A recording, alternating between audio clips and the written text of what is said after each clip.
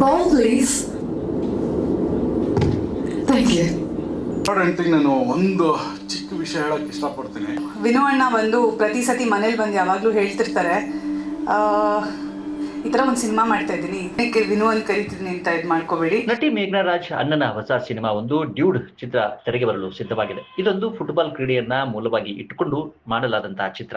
ಚಿತ್ರದಲ್ಲಿ commercial element ಜೊತೆಯಲ್ಲಿ love story ಕೂಡ ಇದೆ. ಮೇಘ್ನಾ ರಾಜ್ ಅವರ ಸಹೋದರ ತೇಜ್ ನಟನೆಯ ಡ್ಯೂಡ್ ಸಿನಿಮಾದ ಆಡಿಯೋ ಲಾಂಚ್ ಕಾರ್ಯಕ್ರಮ ಇತ್ತೀಚೆಗಷ್ಟೇ ಬೆಂಗಳೂರಿನಲ್ಲಿ ನಡೆಯಿತು. ಮೇಘ್ನಾ ರಾಜ್ ಅವರು ಹಾಡುಗಳನ್ನ ಲಾಂಚ್ ಮಾಡಿದ್ರು. ಬಳಿಕ ಮಾತನಾಡಿದ ಅವರು ಚಿತ್ರದ ಬಗ್ಗೆ ಮಾತನಾಡಿದ್ದು ಹೀಗೆ: ಇನ್ನು ಚಿತ್ರದ ಹಿಂದೆ ಬಂದಿರುವ ಚೆಕ್ ದ ಇಂಡಿಯಾ ರೀತಿಯಲ್ಲಿ ಈ ಸಿನಿಮಾ ಇಲ್ಲ. ನಂತರ ತಮಿಳಿನಲ್ಲಿ ಬಂದಿರುವಂತ ಬೀಗಲ್ ಸಿನಿಮಾದ ರೀತಿಯೂ ಇಲ್ಲ. ಇದೊಂದು ಅದರ ಸ್ಯಾಡೋ ಚಿತ್ರ ಕೂಡ ಅಲ್ಲ.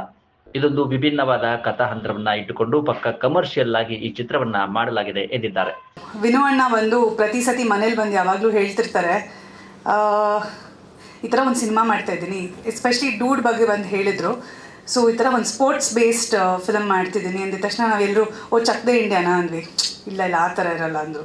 ಆಮೇಲೆ ತಮಿಳಲ್ಲಿ ಬಿಗಿಲ್ ಥರ ಇರುತ್ತಾ ಅಂತ ಅಂದ್ಕೊಂಡ್ವಿ. ಇಲ್ಲ ಆ ಥರ ಇರಲ್ಲ ಅಂತ. So we are all very curious. So looks ನಮ್ಗೆ ಅನಿಸ್ಬೋದು ಆ ಥರ ಇರ್ಬೋದು, ಅದೇ ಸಿನಿಮಾದೇ ಬ್ಯಾಕ್ ಡ್ರಾಪ್ ಅಂತ.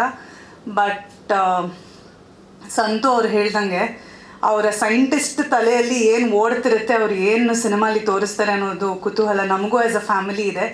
ಆ್ಯಂಡ್ ಈ ಸಾಂಗ್ ನಾನು ಮುಂಚೆನೇ ನೋಡಿದ್ದೆ, ದ ಫಸ್ಟ್ ಒನ್, ಮೊದಲನೇ ಬಂದಿದ್ದು ರೊಮ್ಯಾಂಟಿಕ್ ಸಾಂಗ್ ನಾನು ನೋಡಿದ್ದೆ.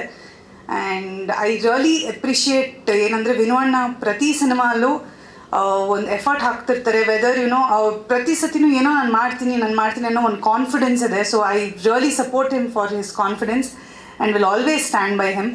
ಸೊ ಈ ಸಾಂಗ್ ಲಾಂಚ್ ಮಾಡಿಕೊಡ್ಬೇಕು ಅಂತ ಹೇಳಿದಾಗ ಐ ಸೆಡ್ ಡೆಫಿನೆಟ್ಲಿ ಬಂದೇ ಬರ್ತೀನಿ, I will be there for you ಅಂತ. ಸೊ ಎಂಟೈರ್ ಟೀಮ್ಗೆ all the lovely beautiful women. ಕಾರ್ಯಕ್ರಮದಲ್ಲಿ ಮಾತನಾಡಿದ ನಟ ತೇಜ ದೊಡ್ಡ ಮನೆಯನ್ನ ಕೊಂಡಾಡಿದ್ದಾರೆ. ರಾಘವೇಂದ್ರ ರಾಜ್ಕುಮಾರ್ ಹಾಗೂ ಮಂಗಳಮ್ಮನವರೊಡನೆಗೆ ದೊಡ್ಡ ಮಗನ ಸ್ಥಾನವನ್ನ ನೀಡಿದ್ದಾರೆ. ಅಂದ ಹಾಗೆ ಡ್ಯೂಡ್ ಸಿನಿಮಾ ಚಿತ್ರೀಕರಣ ಆರಂಭವಾಗಲು ಕೂಡ ಪುನೀತ್ ರಾಜ್ಕುಮಾರ್ ಅವರು ಕಾರಣ.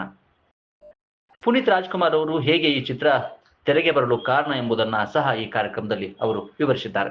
ಇನ್ನು ಈ ಚಿತ್ರದಲ್ಲಿ ರಂಗಾಯಣ ಅವರು ನಟಿಸಿದ್ದು, ಚಿತ್ರದಲ್ಲಿ 11 ಜನ ನಾಯಕಿಯರಿದ್ದು ಈ ಚಿತ್ರದ ಮತ್ತೊಂದು ವಿಶೇಷ.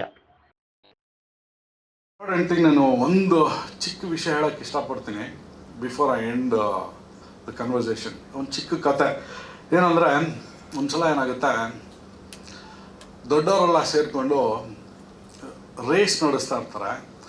ಸೊ ಕುದುರೆ ರೇಸ್ ಮಾಡ್ತಾ ಒಂದ್ಸಲ ಏನು ಮಾಡ್ತಾರೆ, ಚಿರತೆನ ಕರ್ಕೊಂಬಂದು ಆ ರೇಸಲ್ಲಿ ಬಿಡ್ತಾರೆ.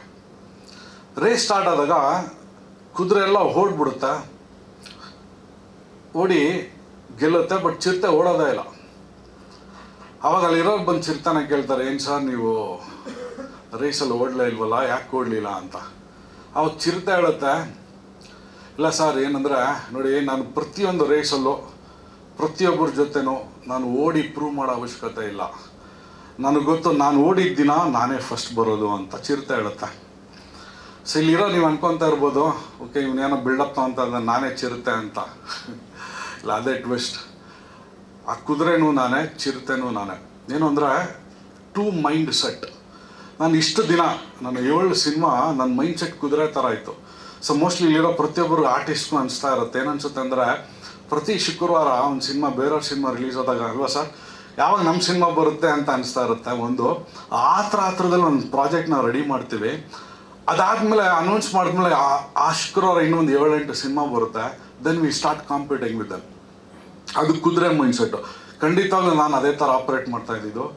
ಬಟ್ ಫ್ರ್ಯಾಂಕಾಗಿ ಹೇಳ್ತಾ ಇದ್ದೀನಿ, ಈ ಸಿನಿಮಾ ನಾನು ಆ ಚಿರತೆ ಮೈಂಡ್ಸೆಟ್ಟಲ್ಲಿದ್ದೀನಿ. ಅಂದರೆ ಅದರ ಅರ್ಥ ಏನು ಅಂದರೆ, ಖಂಡಿತವಾಗ್ಲೂ ನಾವು ಬಂದಿದ್ದ ದಿನ ಆ ಶುಕ್ರವಾರ ನಂದಾಗಿರುತ್ತೆ, ನಂದು ಟೀಮ್ದಾಗಿರುತ್ತೆ.